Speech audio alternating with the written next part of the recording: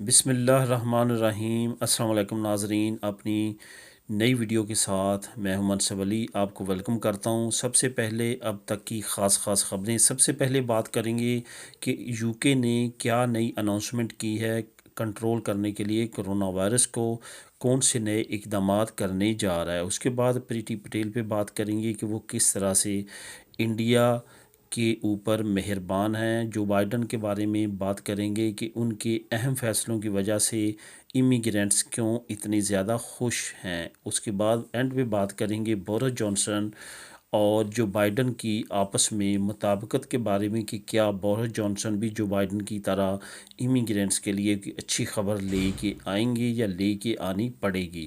تو سب سے پہلے بات کریں گے کہ کرونا کو کنٹرول کرنے کے لیے کون سے نئے اقدامات کیے گئے ہیں۔ اس حکومت کو اگر سٹڈی کیا جائے تو یہاں پہ ہمیں یہ چیز کا پتہ چلتا ہے کہ یہ ہمیشہ دوسری کنٹریز کی پالیسیوں کی حمایت اور تعریف کرتے ہیں اور پھر اسی کو امپلیمنٹ کرنے کی کوشش کرتے ہیں۔ بورس جانسن نے پچھلے دنوں ایک تقریب میں کہا کہ نیوزی لینڈ کا ایک سسٹم ان کو بہت زیادہ پسند آیا، جس کی وجہ سے نیوزی لینڈ نے جو ہے وہ کرونا وائرس پہ کنٹرول پایا۔ یہی وجہ ہے کہ کبھی پریٹی پٹیل کہتی ہیں کہ آسٹریلیا کا نظام بہت بہتر تھا امیگریشن سے، کہ ان کو علیحدہ رکھا گیا اور ان پہ سختیاں کی گئیں۔ تو کبھی بورس جانسن نیوزی لینڈ کی تعریف کرتے ہیں، کبھی کینیڈا کی کرتے ہیں۔ تو یہی وجہ ہے کہ اب انہوں نے نیوزی لینڈ ماڈل جو ہے وہ کرونا کو کنٹرول کرنے کے لیے انٹروڈیوس کروانے کا فیصلہ کیا ہے۔ انہوں نے سوچا ہے کہ اب جو بھی یو کے میں انٹر ہوگا اس کو کم از کم 2 ہفتوں کے لیے ہوٹل میں رکھا جائے گا، کیونکہ یہ نیوزی لینڈ ماڈل ہے۔ نیوزی لینڈ نے یہ کنٹرول کرنے کے لیے یوز کیا تھا کرونا وائرس کو، کافی افیکٹو رہا تھا، لیکن یہ نہیں کہا جا سکتا کہ یو کے میں بھی یہ افیکٹو رہے گا۔ بہرحال یو کے کی حکومت نے یہ فیصلہ کر لیا ہے کہ اب آنے والے وقت میں جو بھی یو کے میں آئیں گے ان کو مختلف ہوٹلز میں 15 دن کے لیے قرنطینہ میں رکھا جائے گا۔ یہ فیصلہ حکومت کا کہنا یہ ہے کہ اس وجہ سے کیا گیا کہ جو کرونا کی نئی قسم بہت تیزی کے ساتھ پھیل رہی ہے اس کو کنٹرول کیا جا سکے۔ اس کے بعد دوستو بات کریں گے پریٹی پٹیل کی ایک نئے اقدام کی۔ انہوں نے اناؤنس کیا ہے کہ بہت جلد ہم انڈیا کے ساتھ ایک ایسا معاہدہ کر لیں گے کہ ان کی جو انڈیا کی اور انگلینڈ کی یوتھ موبلٹی پروگرام اس کا نام رکھا گیا ہے، یعنی کہ یہاں کی ینگ وہاں جا سکیں گے اور وہاں کی ینگ جہاں آ سکیں گے۔ اس معاہدے کے مطابق ایسا ہی ہوگا جس طرح سے کینیڈا نے یو کے ساتھ یا کینیڈا نے یورپی یونین کی کنٹریز کے ساتھ یا یو ایس اے نے یورپی یونین کے ساتھ معاہدے کر رکھے ہیں کہ یوتھ موبلٹی پروگرام کے تحت جو ہے وہ 18 سے 35 سال کے نوجوان اپنا ورک ایکسپیرینس شیئر کرنے کے لیے ایک دوسرے کے ملک جا سکیں گے، اگر ان کو پسند آئے گا وہاں رہ بھی سکیں گے۔ اس اقدام کے بعد پریٹی پٹیل نے یہ جو ایگریمنٹ اب سائن کرنے جا رہی ہیں، اس کے بعد جو ہے انڈیا اور یو کے درمیان کافی زیادہ رقبت ہو جائے گی، اور اس کے بعد کافی زیادہ جو ہے جیسا کہ آپ جانتے ہیں ابھی انٹرنیشنل اسٹوڈنٹس کو بھی خاص اہمیت دی گئی ہے اور بہت بڑی تعداد میں انڈیا سے انٹرنیشنل اسٹوڈنٹس آئے ہیں مقابلے کے اگر دیکھا جائے تو دوسری کنٹریز کے۔ اسی طرح اس پروگرام کے بعد بھی بہت زیادہ انڈین کے آنے کے چانسز ہیں اور یہاں سے وہاں جانے کے اتنے زیادہ چانسز نہیں ہیں۔ اب بات کریں گے جو بائیڈن کے بارے میں۔ جو بائیڈن نے آج اپنے پہلے دن میں ہی 15 جو آرڈر ہیں ان پہ سائن کیا ہے۔ جس طرح سے ڈونلڈ ٹرمپ نے آتے ہی بے شمار سائنس کیے تھے اور مسلم کنٹریز کو بین کیا تھا اور پیرس معاہدے سے اپنے آپ کو نکال لیا تھا، اس طرح کے اور بے شمار معاہدے تھے جہاں سے ڈونلڈ ٹرمپ نے امریکہ کو باہر نکال لیا تھا۔ اور یہاں پہ سب سے اہم معاہدے جو تھے وہ یہ تھے کہ انہوں نے کافی مسلم کنٹریز کو بین کر دیا تھا کہ وہاں کے باشندے یو ایس اے میں نہیں انٹر ہو سکتے۔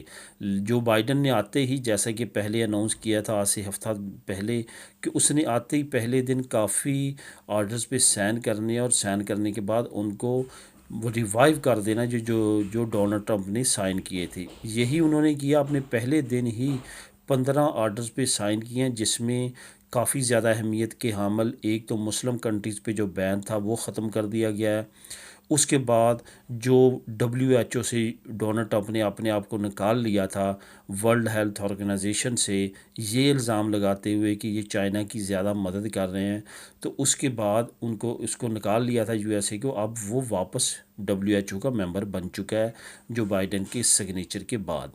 اس کے بعد جو تیسرا اہم معاہدہ تھا وہ یہ تھا کہ ماسک وغیرہ پہننے پہ ڈونلڈ ٹرمپ نے پابندی نہیں لگائی تھی، لیکن اب بائیڈن نے پابندی لگا دی ہے.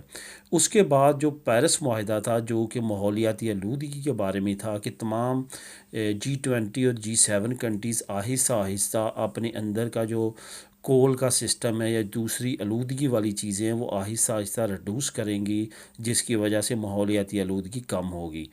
ڈونلڈ ٹرمپ نے اپنے آپ کو اس معاہدے سے بھی باہر کر لیا تھا اور کہا تھا کہ یہ معاہدہ فضول ہے، یہ رکاوٹ ہے USA کی ترقی میں. تو اب جو بائیڈن نے اس اہمیت کو سمجھتے ہوئے دوبارہ سائن کیے ہیں اور اس جو ڈونلڈ ٹرمپ کے سگنیچر تھے اس کو ریجیکٹ کیا اور دوبارہ سے ممبر بن گیا ہے.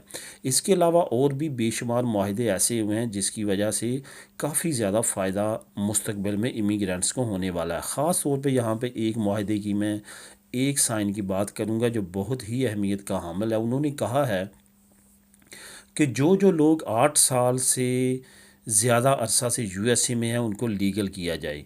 ٹھیک ہے. اس کے ساتھ ساتھ انہوں نے کہا ہے کہ 10.1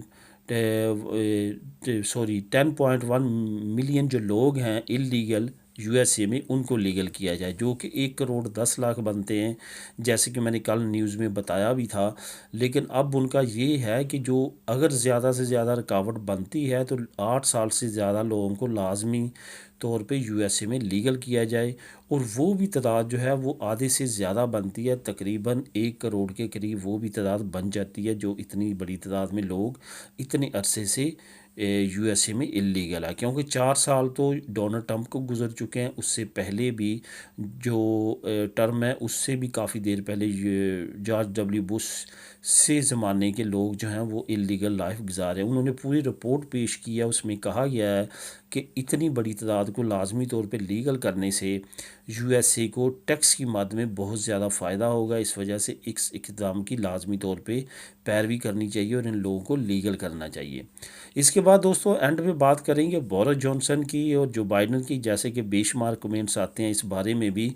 سچویشن کچھ اس طرح ہے کہ جو بائیڈن اور بورس جانسن کی شخصیت میں کافی زیادہ فرق ہے. بورس جانسن جو ہے وہ تضاد والی شخصیت ہے، کبھی ادھر جاتے ہیں کبھی ادھر جاتے ہیں. ڈونلڈ ٹرمپ کو اس وقت تک انہوں نے پسندیدہ شخصیت بنائی رکھا جب تک ان کو کنفرم نہیں ہو گیا کہ وہ ہار چکا ہے. جیسے وہ ہار چکا ہے اس کے بعد اس نے جو بائیڈن کو بڑی مشکل سے مبارکباد دی، اور آج کی تازہ خبر یہ ہے کہ اب یہ جو بائیڈن کی تعریفیں کرنی سٹارٹ کر دی ہیں انہوں نے، اور ڈونلڈ ٹرمپ کی کمزوریاں بیان کرنی شروع کر دی ہیں. اس کی کیا وجہ ہے کہ یہ اس طرح کی شخصیت ہے، اور اس طرح کی شخصیت خاص طور پہ ایز اے پرائم منسٹر مناسب نہیں ہوتی. اسی وجہ سے کہا جا رہا ہے کہ کسی وقت بھی کچھ بھی ہو سکتا ہے، کسی وقت بھی یہ کہہ سکتا ہے کہ ہم بھی امیگریشن اوپن کریں گے، ہم بھی پیپر دیں گے، جو بائیڈن کی طرح امید کی جا سکتی ہے. لیکن اگر گراؤنڈ ریالٹی کو دیکھا جائے ابھی تک کوئی ہل جل ایسی نظر نہیں آ رہی، لیکن کچھ بھی ہو سکتا ہے، کچھ بھی ممکن ہے. کسی نے نہیں سوچا تھا کہ اس طرح سے ڈونلڈ ٹرمپ مہینوں میں جاتا جائے گا اور جو بائیڈن آئے گا اور فوراً امیگریشن کا اناؤنس کر دے گا. سب کچھ ممکن ہے. اللہ تعالیٰ کرم کرے تمام پہ، جتنے اللیگل ہیں وہ تمام کے تمام اپنے پیاروں کو ملیں اور جلد از جلد تمام کی پریشانیاں اور مشکلات حل ہوں. دوستو یہ تھی نیوز، امید ہے آپ کو پسند آ رہی ہوں گی. لازمی طور پہ اپنی آراء سے آگاہ کیجیے گا. ملیں گے اپنی نیکسٹ ویڈیو میں نئی نیوز کے ساتھ. اللہ حافظ.